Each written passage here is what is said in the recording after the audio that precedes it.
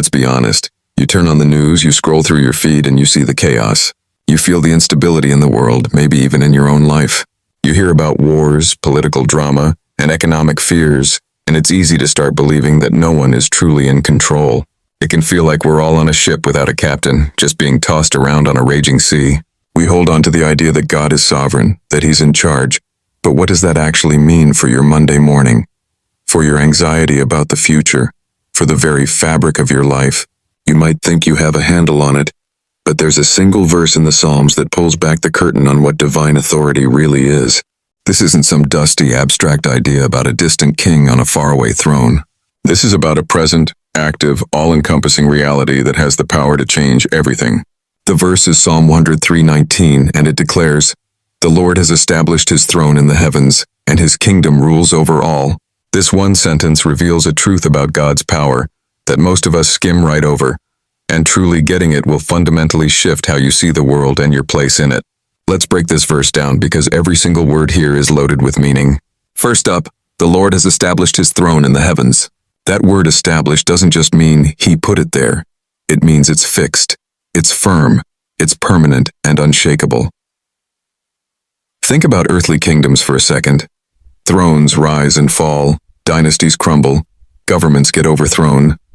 No human authority is forever.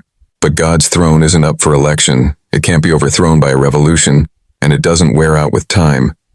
It is established. The location is also critical, in the heavens.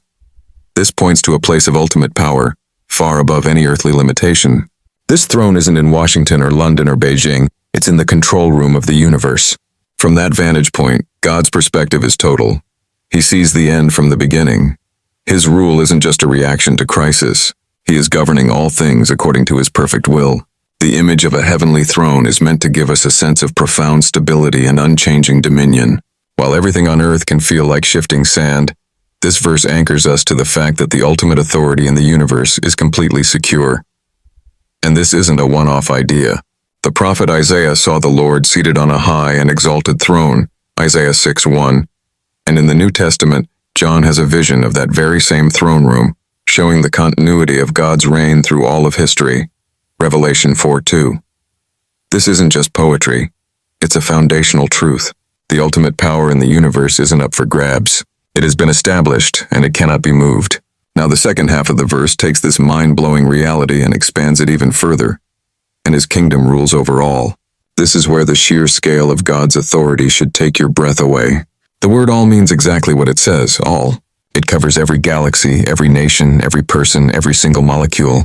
It even includes the spiritual realm, ruling over every angel and demonic power. Nothing and no one is outside the scope of His reign. But sometimes it doesn't look that way, does it? We see suffering, injustice, and genuine evil, and we have to ask, if God is ruling over all, why does this happen? This is where we need to grasp the nature of His kingdom. His sovereignty doesn't mean He's a cosmic puppeteer, pulling every string and eliminating our choices. Instead, it means that even humanity's worst moments, our rebellion and our sin, are somehow woven into His sovereign plan to bring about His ultimate good purposes. Think of the story of Joseph. His own brothers hated him, sold him into slavery, and he was later thrown in prison for a crime he didn't commit. From his perspective, it must have seemed like God was anything but in control. But what did he say to his brothers at the end of it all? You intended to harm me, but God intended it for good to accomplish what is now being done, the saving of many lives. God's sovereign rule was happening through the chaos, not just in spite of it. His kingdom isn't just a future hope, it's a present reality. Jesus Himself said the kingdom of God is at hand and in your midst. That means right now, in this moment, God's authority is actively at work. While nations rage and politicians posture, a higher government is in session, and its purposes cannot be stopped. Daniel 4:35 says it perfectly. God does as He pleases with the powers of heaven and the peoples of the earth. No one can hold back His hand or say to Him, "What have you done?" His kingdom isn't just a place, it's His active reign over everything. If this idea of God's total, active authority is starting to click for you, do me a favor and hit that subscribe button and turn on notifications. We unpack these kinds of world-altering truths every week, and I'd love for you to be part of the conversation. So, how does an ancient verse about a heavenly throne actually matter to you today? Well, in short, it changes everything. First, it's your bedrock of peace. When your life feels chaotic, when the world seems to be spiraling, Psalm 103:19 is your anchor. It's the reminder that nothing is truly random. The stock market, a scary diagnosis, family drama, none of it is happening outside of his rule. We can have peace not because our circumstances are perfect, but because the one who rules over our circumstances is perfect. Second, it calls us to live differently. The Bible calls it kingdom living. If we're citizens of this all-ruling kingdom, then our values and priorities ought to reflect our king. This means we can stop playing by the world's rules of fear, greed, and self-protection, and start living by the kingdom's principles of love, justice, mercy, and humility. The Lord's Prayer suddenly becomes less of a routine and more of a revolution. Your kingdom come, your will be done, on earth as it is in heaven. We're actively praying for the reality of his heavenly rule to break through in our homes, our workplaces, and our neighborhoods. Third, it redefines our place in the world. After his resurrection, Jesus made an astounding claim. All authority in heaven and on earth has been given to me. That same absolute authority from Psalm 103:19 is now exercised through Christ. And here's the incredible part. He invites us, his followers, to operate in that authority. In Luke 10:19, Jesus tells his disciples, I have given you authority to overcome all the power of the enemy. Now, this isn't a license for arrogance or some kind of power trip.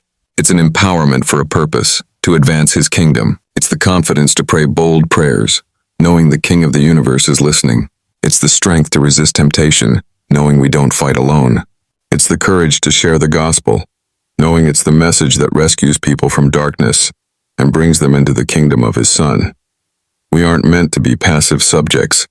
We're called to be empowered ambassadors. Now I really want to hear from you. How does knowing that God's kingdom rules over all things change your perspective on a specific challenge you're facing right now? Share your thoughts in the comments below. Your story might be the very thing someone else needs to hear today. Imagine for a second that you're an operative in hostile territory. You have a direct, secure line to your commander-in-chief, who has ultimate authority and a master plan you can only see a tiny piece of. You face danger, uncertainty, and opposition daily, but your confidence doesn't come from your immediate surroundings. It comes from the one who sent you. That is our reality as believers. We live in a world that often feels hostile to God's rule. We wrestle not just with people, but with spiritual forces. But our hope isn't in what we can see. Our hope is in the unseen throne. It's anchored in the profound truth that the Lord has established his throne in the heavens, and his kingdom rules over all. This means every earthly authority, every president, every CEO, every ruler, is ultimately under his authority. Whether they know it or not, they are accountable to the throne in the heavens. Romans 13 tells us that no authority exists except the one God has established. This perspective lets us navigate our world with a quiet confidence. We can respect earthly leaders while knowing our ultimate allegiance is to a much higher king. This truth can transform our prayer life from a list of worried requests into a confident partnership with the ruling king. It shifts our worship from a Sunday morning activity to a 24/7 lifestyle of acknowledging his worth in everything we do. It moves us from being victims of our circumstances to being victors through the one who holds all authority. We started with a world that feels out of control, a ship tossed on a raging sea. But Psalm 103:19 completely reframes the picture. It reveals there is a captain. There is a sovereign king whose throne is unshakable and whose rule is absolute. His authority isn't a far-off philosophical idea. It is the most solid reality in the universe. And it's a reality that offers deep peace and purpose for our lives right now. The throne is established. The kingdom rules over all. This isn't just a fact to believe. It is a reality to be lived in. It's an invitation to find rest in his control, to live as a citizen of his kingdom, and to walk in the purpose he has for you. Let this truth sink deep into your soul. Let it calm your fears and ignite your faith. Because when you truly grasp the authority of God's kingdom, everything changes. Bless the Lord, O my soul.